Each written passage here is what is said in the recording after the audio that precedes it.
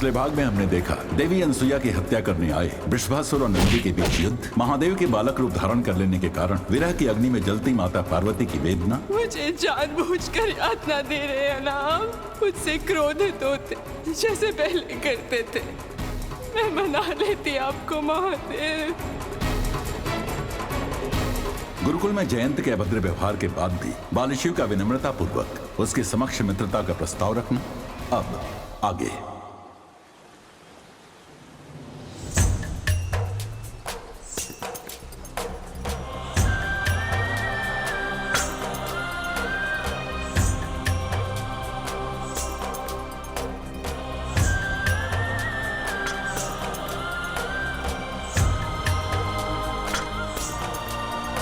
यशस्वी भव।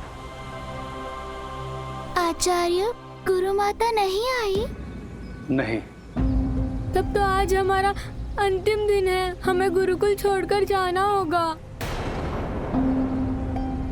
क्यों मित्रों, गुरुकुल छोड़कर क्यों जाएंगे आप लोग?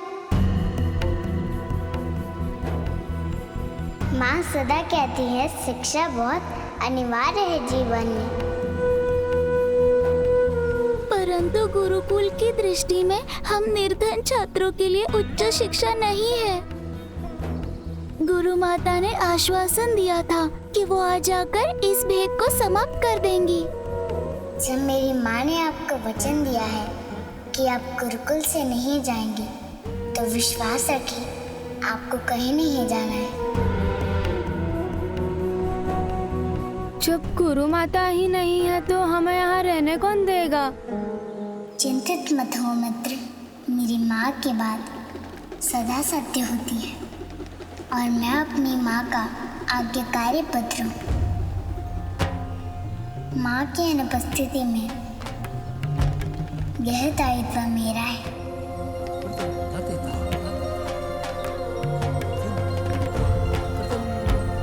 आप लोग कहीं नहीं जाएंगे गुरुकुल छोड़कर।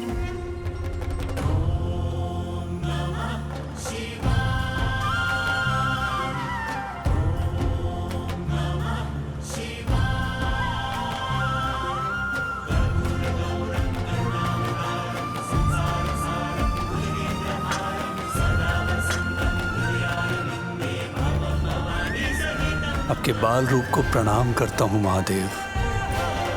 अब कोई भी संकट इस गुरुकुल को छू भी नहीं सकेगा।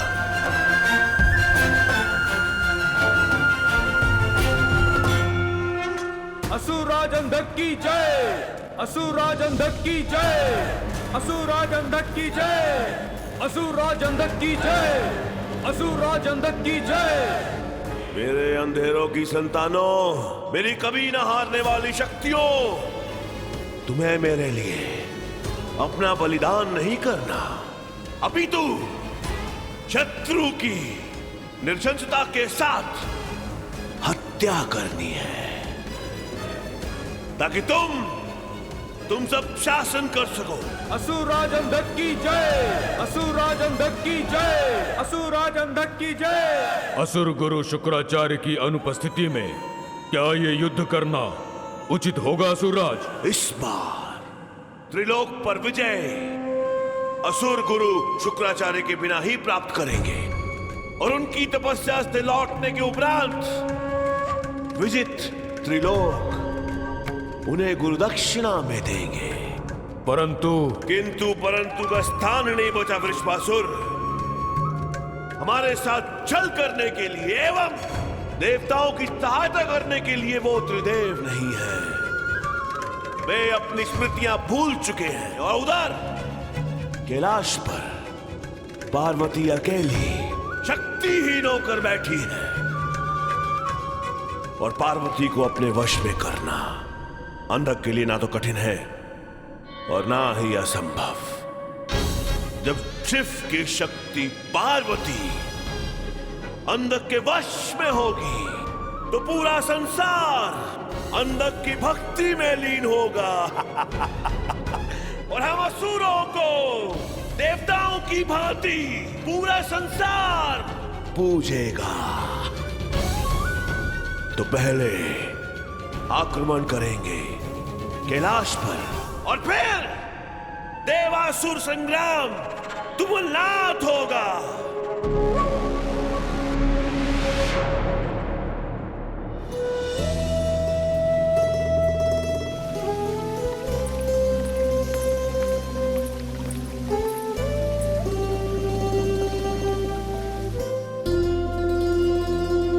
प्रणाम माता।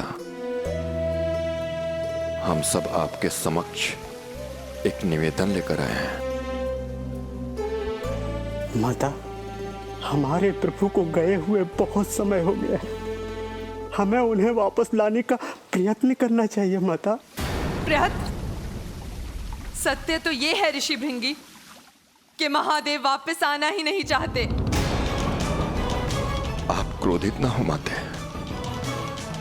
कदाचित आपको स्मरण नहीं, आदि शक्ति होते हुए भी आपकी चेतना और आपकी शक्ति एक बार इसी प्रकार चली गई थी।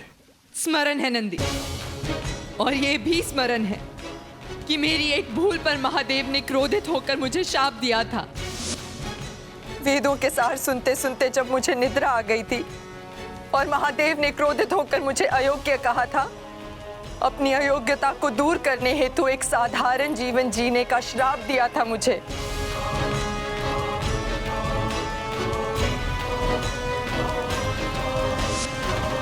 और मुझे भील पुत्री बनकर धरती पर जाना पड़ा था। हाँ माता, और फिर मेरे प्रभु ने आपको मनाने के लिए, आपकी स्मृति वापस लाने के लिए स्वयं भील रूप रचा था।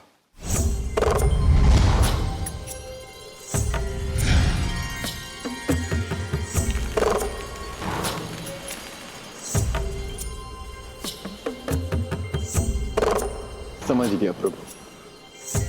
अब मुझे मछली का रूप धारण कर माता को भयभीत करने का प्रयास करना होगा।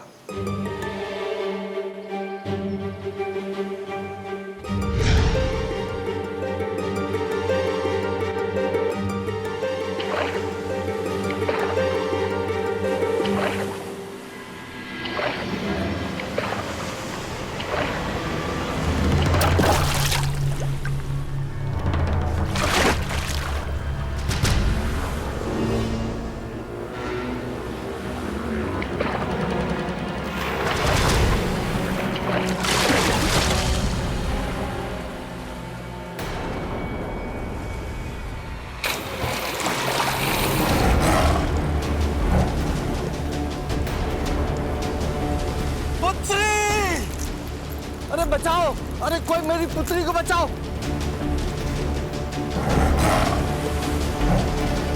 अरे कोई तो आ गया!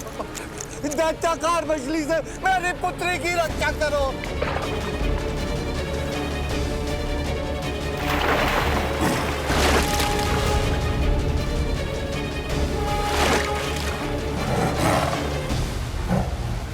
जो कोई भी इस दैत्याकार मछली से मेरी पुत्री की रक्षा करेगा, मैं वचन देता हूँ उसका विवाह अपनी पुत्री से कर दूंगा। अरे कोई तो आगे बढ़ो। हटिए, मार दीजिए।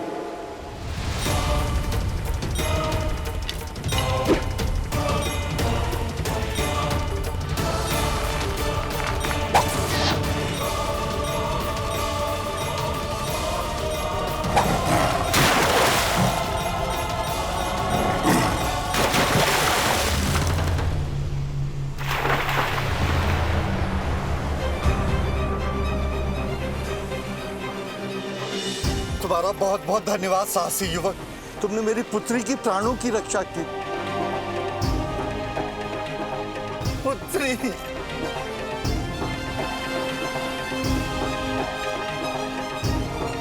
तुम ठीक तो हो ना पुत्री?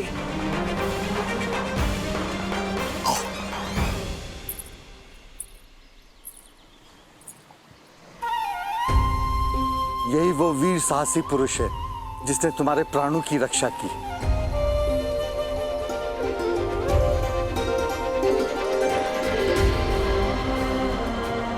हे वीर साहसी युवक, तुमने मेरी पुत्री के जीवन की रक्षा कर इस वृद्ध के ऊपर बहुत बड़ा उपकार किया। मैं अपने वचन के अनुसार तुम्हारा विवाह अपनी पुत्री से अवश्य करूंगा।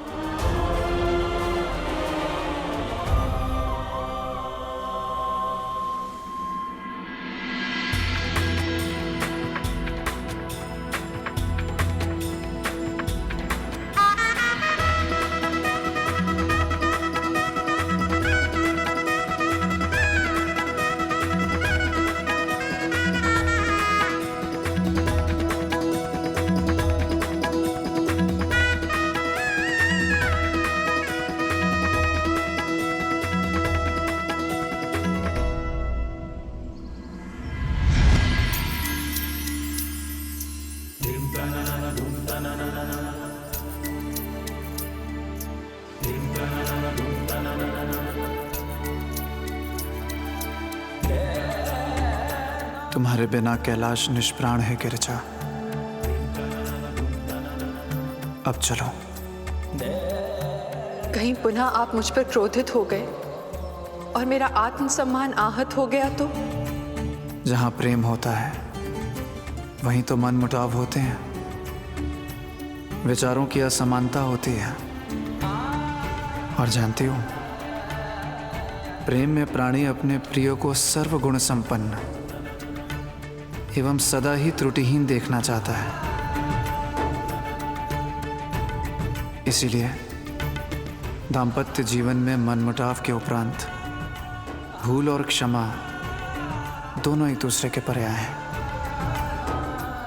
यदि कालांतर में ऐसी घटना वापस हुई तो? यदि हुई भी तो हम जिस अटूट प्रेम के डोर से बंधे हैं, हमारे पृथक होने के उपरांत भी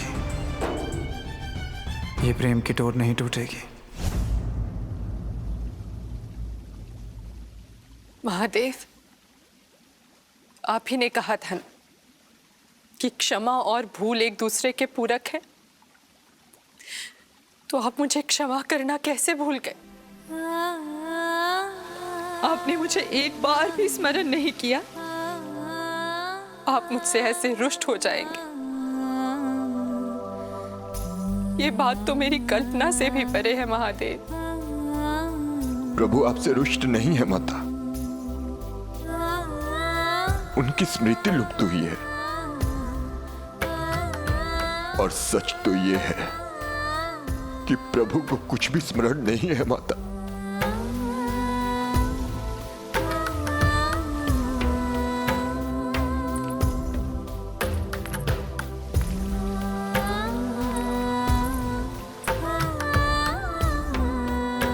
जो हो रहा है वो आपकी इच्छा से हो रहा है।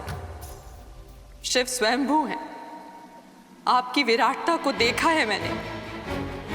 आपकी स्मृति का लोप हो जाना मुझे स्वीकार्य नहीं है महादेव। जब तक आप स्वयं आकर मुझे नहीं समझा देते।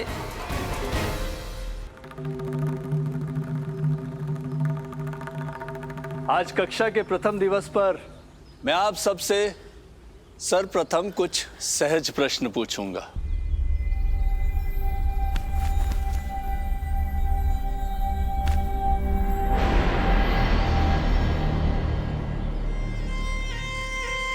ये क्या आचार्य विद्याधर? क्या हुआ उपकुलपति जी? गुरुकुल के नियमों से अनभिज्ञ हैं क्या आप? नहीं।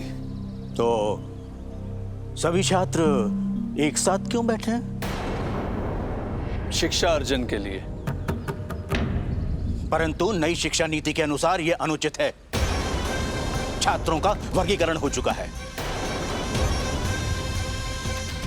निर्धन छात्रों को संभ्रांत और संपन्न छात्रों से अलग बैठने का नियम पारित हो चुका है। और मैंने तो कक्षा में आने से पूर्व आपको इस नियम का स्मरण भी दिलाया था। फिर भी आपने वही किया जो वर्षों से होता आ रहा है।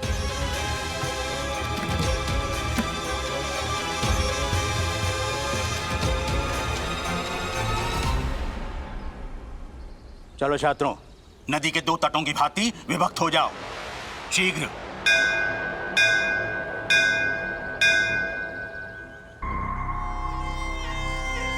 भोजनावकाश हो गया। और हां, जो छात्र अब तक गुरुकुल के कार्यालय में शुल्क नहीं दे पाए हैं, वे भोजन के उपरांत गुरुकुल के परिसर में दिखने नहीं चाहिए। नियम नियम होता है और नियम का पालन धर्म।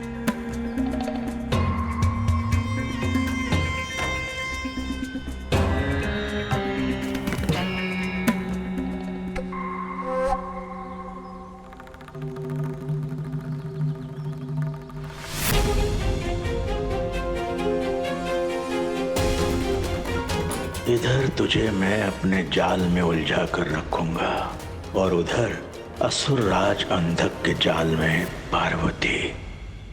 असुरराज अंधक की, असुरराज अंधक की, असुरराज अंधक की, असुरराज अंधक की, असुरराज अंधक की, असुरराज अंधक की। पार्वती बस कुछ पल और, आ रहा है अंधकार का स्वामी अंधक तुम्हारे पास, तुम्हारे कैलाश का अधिग्रहण करने। असुरराज अंधक की, असुरराज अंधक की।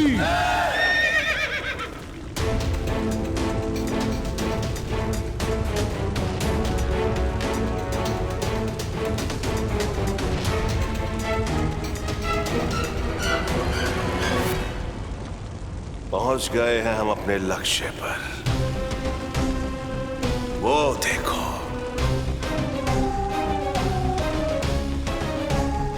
आगे बढ़ो।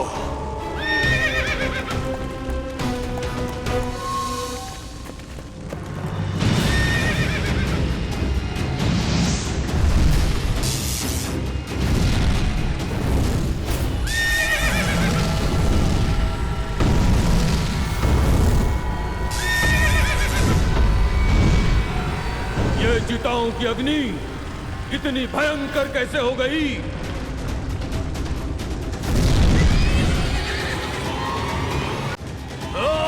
सैनिकों, आगे बढ़ो। सेनापति उस्मासुर, इन आग की लपटों के कारण हम आगे नहीं बढ़ पा रहे हैं। हम पीछे हटकर चिताओं की अग्नि शांत होने तक प्रतीक्षा करते हैं सेनापति जी। असंभव, कदापि नहीं। असुर राज अंधक के आगे बड़े बाहों को भी पीछे नहीं हटते। अब हम अपने लक्ष्य पर पहुंचकर ही रुकेंगे। आगे बढ़ो।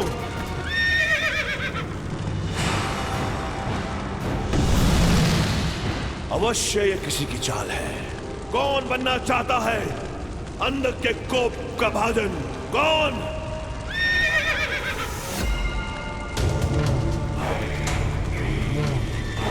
मैं हूं।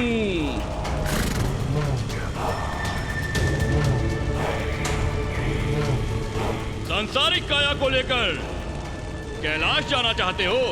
कौन है तू?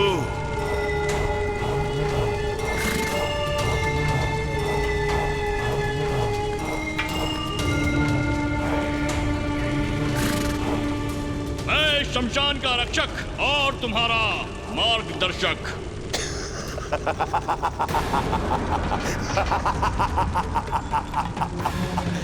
मेरा मार्ग मैं स्वयं निर्धारित करता हूं। मेरे बिना कैलाश जाओगे कैसे और अपने लक्ष्य तक पहुंचोगे कैसे? जैसे यहां तक आया था वैसे अब हट। पावन कैलाश पर सशरीर नहीं जा सकते, और सशरीर जाना ही है तो काम, क्रोध, मोह, अहंकार सबका त्याग करना होगा, अथवा वहां जाने के लिए अपनी इस काया का भी परित्याग करना होगा। इन चिताओं में अपनी ये काया अग्निदाह कर दो। कदापि नहीं, कदापि नहीं। मैं पार्वती को सशरीर प्राप्त करूंगा। असंभव! असंभव को संभव मैं बनाऊंगा। मैं अपनी असुरी शक्तियों के साथ पार्वती को यहां अपने पास बुलाऊंगा और कहूंगा, पार्वती, तुम्हें सुखद मिलन के लिए यहां मेरे पास आना होगा।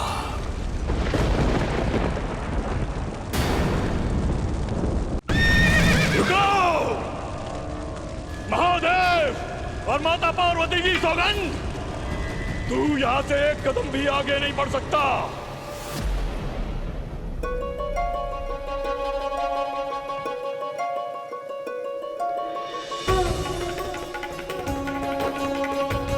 ये कैसा स्वप्न था? क्या होने वाला है? महादेव की अनुपस्थिति में ये कैसी विडंबना है?